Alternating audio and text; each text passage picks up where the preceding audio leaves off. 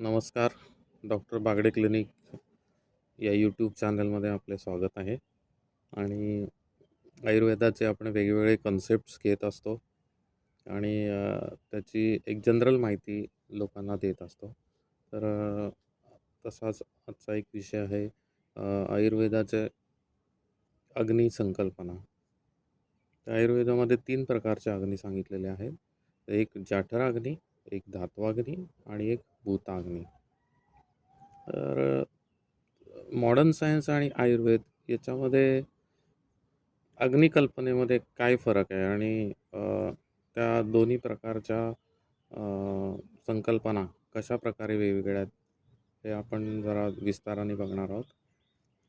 तर मॉडर्न सायन्समध्ये एखाद्या पेशंटला एखाद्या गोष्टीची जर कमी असेल, थोडक्यात म्हणजे प्रोटीन्स कमी आहेत, विटॅमिन्स कमी आहेत, मिनरल्स कमी आहेत, तर आपण त्याचा एक्स्ट्रा औषधाद्वारे पुरवठा केला जातो आणि त्याचा ओरल रूटनी किंवा इंजेक्शन किंवा आय व्ही रूटनी असं रुग्णाला दिलं जातं.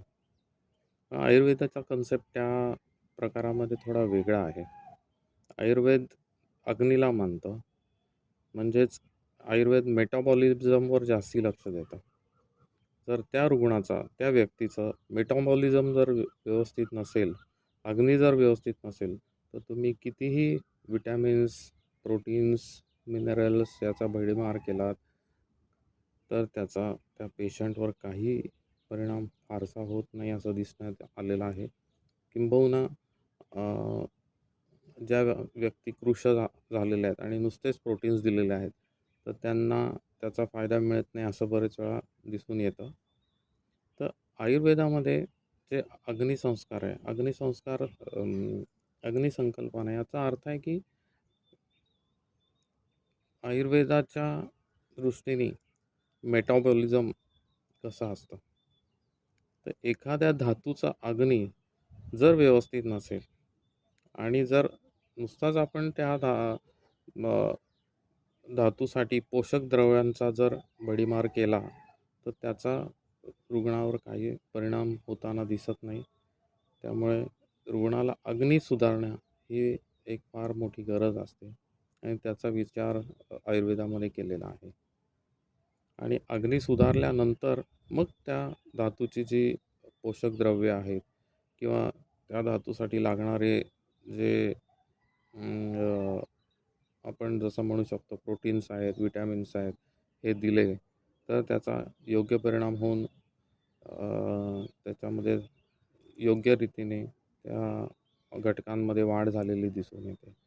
हा एक बेसिक फरक आहे आणि संकल्पना ही फार आयुर्वेदामध्ये महत्त्वाची अशी त्यांनी सांगितलेली आहे. तर जाठराग्नी हा आपणा सर्वांना माहितीच आहे की जो पोटामध्ये असतो आणि जो अन्नाचं पचन करतो. 5 प्रकारचे भूताग्नी असतात, जे पंचमहाभूतांसाठी पचन करण्यासाठी उपयोगी येतात आणि 7 धातूचे 7 वेगवेगळे धात्वाग्नी असे एकूण अग्नीचे प्रकार सांगितलेले आहेत. आणि थोडक्यात म्हणजे हे सगळं बॉडीचं मेटाबॉलिझम म्हणजे प्रत्येक सेलसाठी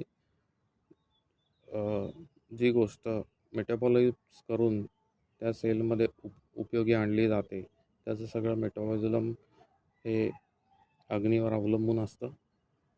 त्यामुळे अग्नीचा विचार हा फार महत्त्वाचा आहे. आणि ज्या प्रकारे आपण एखादी गोष्ट शिजवल्यानंतर त्याचं पचन होतं, तसंच शरीरामध्ये एखादी गोष्ट गेल्यानंतर त्याचं आपल्या अंगाला लागणे याच्यासाठी अग्नीचं फार महत्त्व आहे. असा हा बेसिक फरक आयुर्वेद आणि मॉडर्न सायन्समध्ये आहे. त्यामुळे आयुर्वेद जरा हटके आहे या बाबतीमध्ये. नमस्कार.